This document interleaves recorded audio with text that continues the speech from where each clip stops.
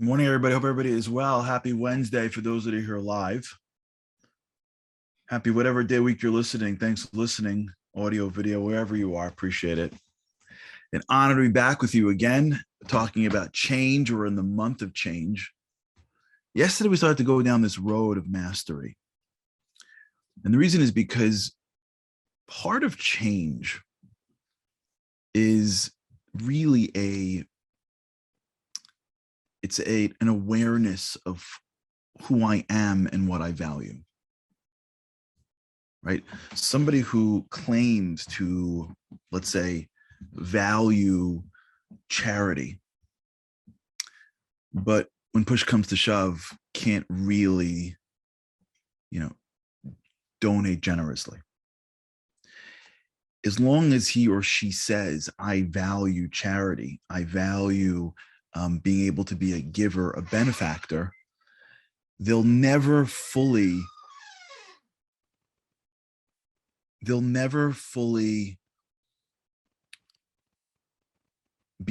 that person. Will never fully become that person because deep down they're fooling themselves. So when a person is being honest with themselves, when a person is true to who they are, then they're able to make change. One of the great mistakes is that whenever we are trying to make change, we fake it. We think more of ourselves. It's confirmation bias. It's who we are. It's what's on the inside. It's what we're trying to become. And so we tell ourselves things that we think we are when we're not. And if you tell yourself that you are something that you're not, it almost becomes impossible to change. So if you tell yourself you're a great fill in the blank, and the person who you are interacting with doesn't think so, it's really hard to change. I see this a lot of times with companies when you deal with a manager and they're a pretty bad manager, like textbook. They're good people. They could be a good person. They could be a great parent. They could even be great at their job, but they don't really know how to manage people. They don't know how to delegate properly. They don't know how to give the right level of instruction. They don't know how to give the right level of feedback. And when you're talking to them, they're like, oh no, my employees love me. And meanwhile, they're just scared of them. So they laugh at all their jokes and say how great they are because they're scared that if they look the wrong way, maybe they're either going to get pulled off a job or may not be there. As long as the person thinks that they are something they're not, it becomes impossible to get them to a level of change. Change starts with awareness. Change starts with honesty. It doesn't mean you have to go out and tell the world. That has become a new cultural phenomenon. That every time we do something right or wrong, somehow it becomes public knowledge. In fact, I think for generations, the feeling was if you have something that you want to change, keep it to yourself. It doesn't have to be, everyone knows. But you can go through a process in which we're getting more and more self-aware. And how do we do that? So yesterday we spoke about this idea of mastery and what's in your circle. Something's in your circle, the middle of your circle, if you will. When you are excited to do more of it, or when you are valuing the effort that goes into the thing that you're trying to become a master at, right? So as we said yesterday, if you are really excited about being great at some game, now I've got friends of mine that picked up tennis. So when they were younger, I don't think they ever played tennis. And then they got a little older and that became sort of a sport that they picked up. And at some point, tennis got into the middle of their circle. That became one of the top things that they wanted to achieve mastery in. And so now when they play tennis and they exert themselves, or when it's early in the morning and they catch a game before this, or when it's late at night, or when they heard that if they run up and down the stairs 100 times, it'll help their stamina, or whatever it is. They're either excited or they appreciate the work. They're somehow figuring out their schedule so they can get up at 5, so they can catch a couple of more rounds with their trainer in order to increase their stroke or their serve. Why are they? How come 3 years ago they would never do that? Because all of a sudden tennis made its way into the circle. This is how life works. There's something in our circle.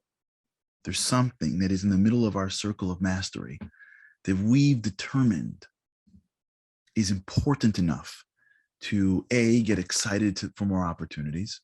I know some people who, when asked to speak, they break out into hives. I know others that started speaking and are calling and going, how do I get more and more and more opportunities? They're constantly searching for more ways to speak. What happened? Because speaking goes into their circle.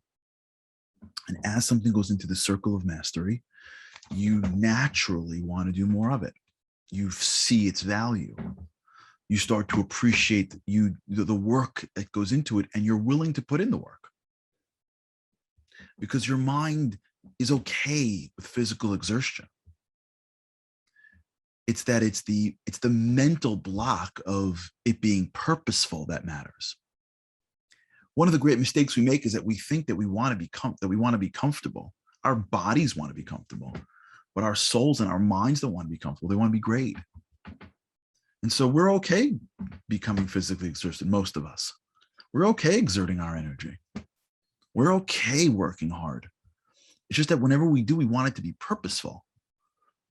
So when someone tells us to do something that we don't either understand why we're doing, and we do it, it's not that we're exhausted because it's hard. We're exhausted because it's not purposeful. The thing didn't make it into the circle of mastery. We are okay, if you will, doing work when we are starting our own companies and know that every day that we do this work, it's going to get us closer to our goal. But if we're working for somebody else and they hand us some things to do and we don't know why we're doing it, we can barely get through it. And then we're exhausted from it.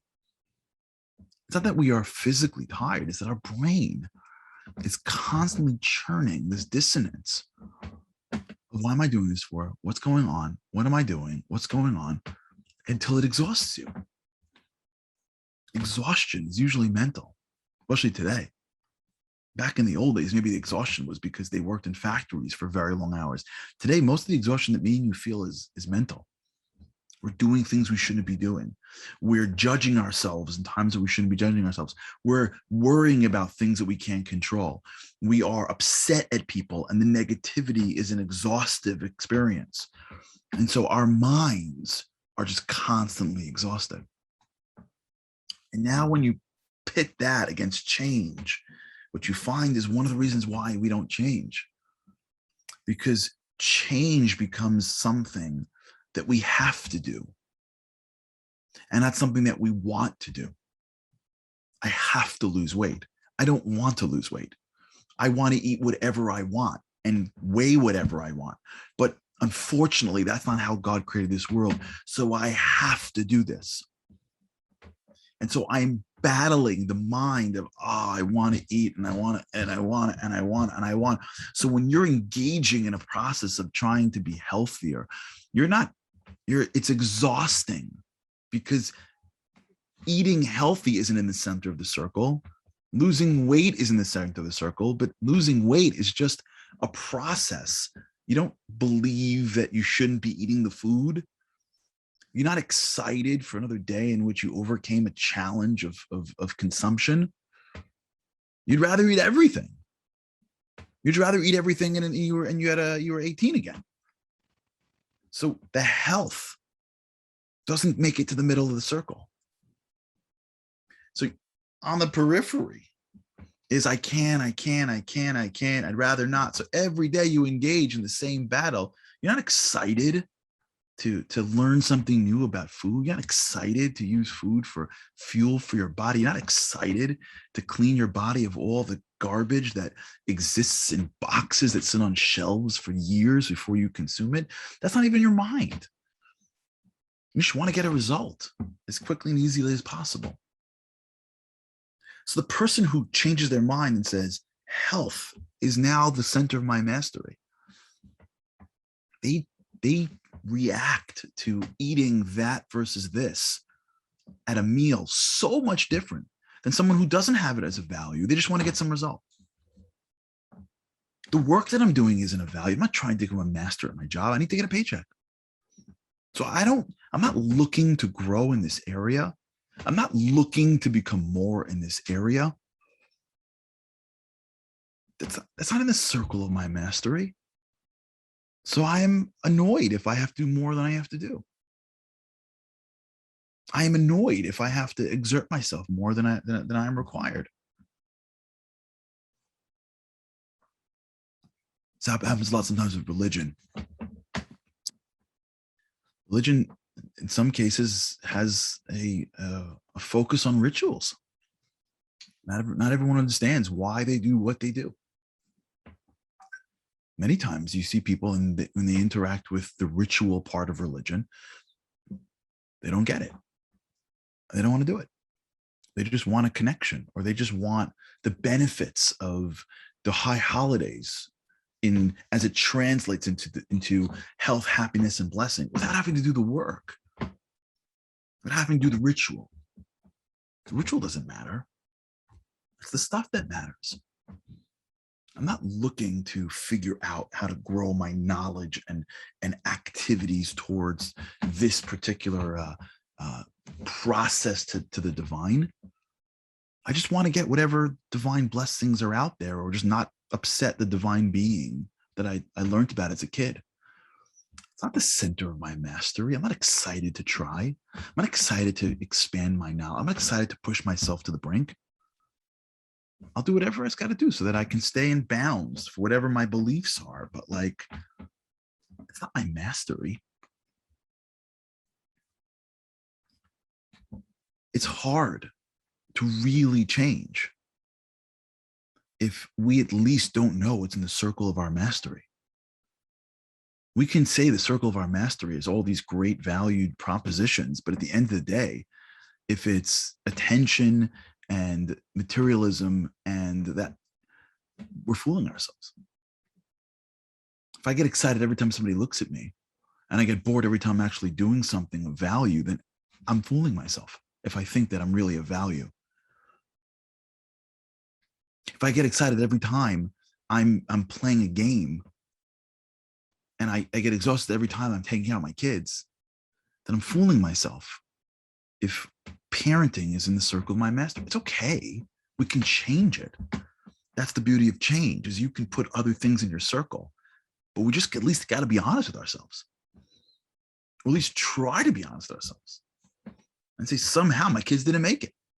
Like somehow the sport is more important than my kids.